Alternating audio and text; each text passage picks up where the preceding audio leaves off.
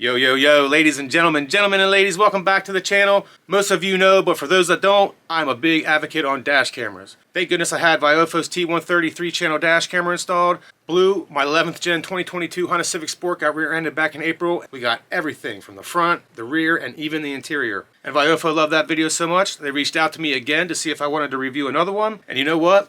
I want one in my Type R, so I told them, sure. Send me another one, and they did. They sent me their A-119 Mini.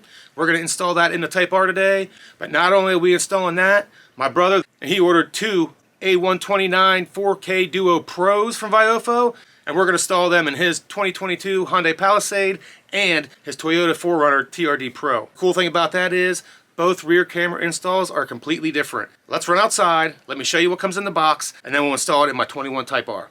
And then what I'm gonna do, I'm gonna take the A-119 mini footage, the A-129 4K footage, and the T-130 footage, put them together on screen and see which one looks best. Okay, before we get to the install, let me show you what all I got here. They sent me the hardwire kit, the wireless Bluetooth remote control, polarizing filter, and then they also send you a 64 gig SD card. Now onto the camera.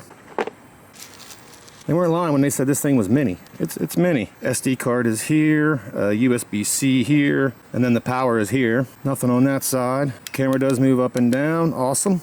Read before installation. I've already installed quite a few. Manual, don't need it. Already done a bunch. Electrostatic stickers, panel tool, the power wire, and then the USB to USB-C cord. And then some extra double-sided tape, guess just in case you need it. I'll tell you what, it's getting warm out here. The inside of the car is hot, so I think I can blast this out in about 10 minutes. You want to plug it in first before you install it on the windshield, because you might not be able to unplug it if you don't. Now if you're like me and have the black plastic piece behind the mirror, pop that down, run the wire up and behind it and push it back on. And if you don't, you should just be able to run it up. It shouldn't be a problem. Tuck it in behind the headliner, and then you can pop that A-pillar panel off and tuck it in behind there, push the panel back on. Now for me, I had to pull that side panel piece off the dashboard to get the weather strip off. Pulled the panel off and then pulled the weather strip out, tucked all the wire in behind there, pushed the weather strip back on, and then popped the panel back on. And then I ran it around up under the dashboard, under the glove box, and around the side to plug it into the cigarette lighter. Now what's cool is it has a dual USB adapter. That only took me about 8 to 10 minutes, even filming, moving the camera around. Now the only other thing we have to do before we can mess with this thing is plug the SD card in. So before I take the Type R out for a spin, get some footage, let me take it in my brother's house. We got 2 dash camera installs today. One of them is gonna be in my brother's 2022 Toyota 4Runner TRD Pro, and then the other one's gonna be in my sister-in-law's 2022 Hyundai Palisade. Now we're gonna be installing VIOFO's A-129 4K UHD Dual Pro dash camera. Now we already started on the rear of the Palisade. Let me show you what we got so far. Okay, so what we were able to do is we were able to run the wire through this boot, up through this hole here, and plug it right in. And then I was able to run it down through here, bring it down under the headliner, and as you can see, here's the wire here. Now I did have a heck of a time trying to get it through this boot, but we were able to do it. So I'll pop this panel back on, and then we'll get started running the rest of the wire up to the front. I'm gonna take that same tool I use in the Type R, and I'm gonna do the same thing. I'm gonna pull the panels back. When I get to the window, I'm gonna tuck it up under the headliner. I'm gonna pull the weather strips off, tuck it up under the headliner again, put the weather strips back on, and then do the same thing when I get to the B pillar, the same thing when I get to the right front door, and then something similar when I get to the A pillar, but I'm gonna tuck it behind the A pillar piece, and then run it up under the headliner, behind that black panel, just like I did in my Type R, and plug it in. Now that's what you call a clean setup. Now it's on to the 4Runner. We're gonna have to do this one completely different than we did the Palisade because we're not gonna be able to use either of those wiring boots. So we're gonna have to come up with a different plan. Luckily, VIOFO sent us these little clips. And I used 2 here, and then I zip tied the rest to the little boot here. Now I'm gonna leave these loose for the time being until we actually get it set, and then I'll pull them tight. But now it's back to running wires up to the front. Now this part of the rear camera install in the 4Runner is exactly the same as the Palisade. You're gonna do the same exact thing. That's kind of cool. When you do these installs all the time, you know exactly what to expect. Now I do want to show you the front install camera of the Palisade because I went to the driver's side this time. I recommend you going to the side that is closest to the plug. Make sure that when you get to the pedals, you secure the wire up under the dash as securely as possible. You don't want to hit it when you're driving down the road. Now the only problem I did have was right here.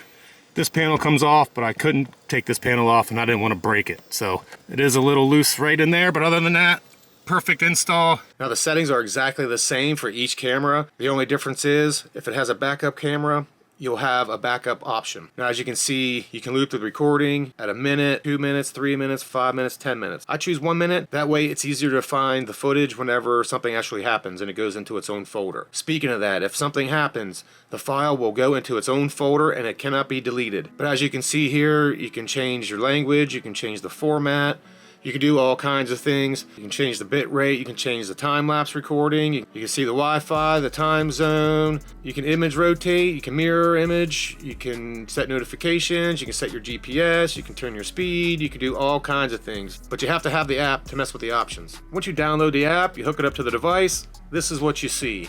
As you can see, it's recording in 2560 by 1440 at 30 frames per second. You can switch cameras, you can take snapshots. That little Bluetooth device, actually, put that in the car somewhere, because what that's for is if you need to, press that button and it'll take a snapshot. As you can see, the mic is there too. It does pick up all your voice recordings, so it will pick up whatever you're talking about. And then if you flip it to the side, it just gives you that full screen view. Everything is to the right-hand side. Well, you got your speed limit on the bottom left. You got your location on the bottom left. You got the A-119 Mini in the middle, and then you got your day and time on the right. All right, now it's time to dive into the footage. As you can see from the bottom of the screen, it is the VIOFO A-119 Mini we're looking at. It actually looks really good.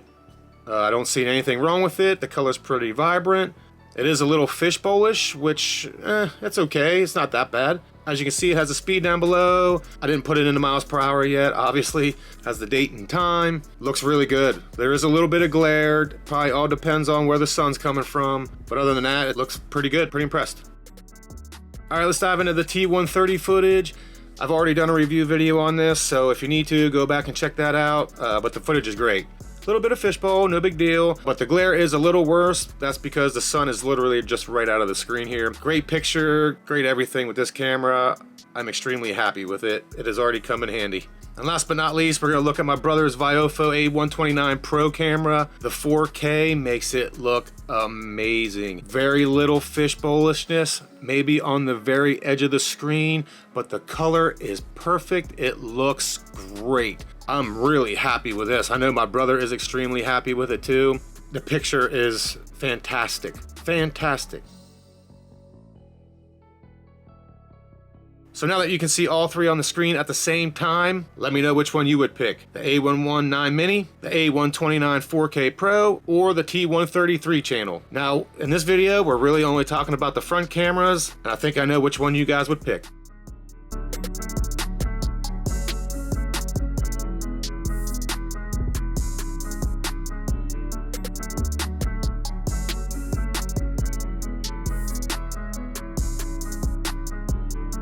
Now that I got to see all the footage, the A-129 is better. I mean, it's 4K, what do you expect?